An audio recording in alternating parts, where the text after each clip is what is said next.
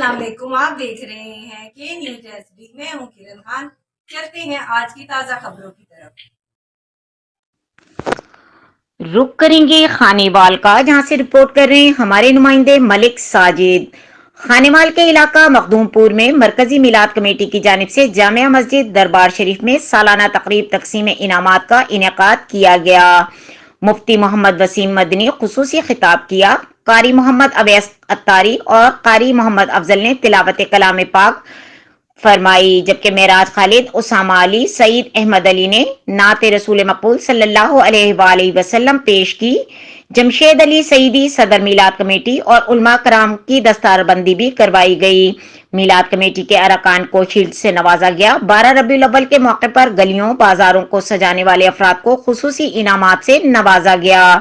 چودھری گل محمد آرائیں، چودھری منیر عابد گجر، ملک علی نظر سابق چیئرمین، رانا محمد ایوب سابق چیئرمین، چودھری ڈاکٹر خالد ملک، جمشید علی، راجہ عمر دراز نے انعامات تقسیم کیے۔ گلی کا فرسٹ انعام حسن شاہ اور بازار کا فرسٹ انعام اظہر اسلام کو دیا گیا۔ مشترکہ یوتھ کا انعام رانا وقار انجینئر ناصر انصاری کو دیا گیا۔ آخر میں درود و سلام پڑھا گیا اور دعا کرائی گئی۔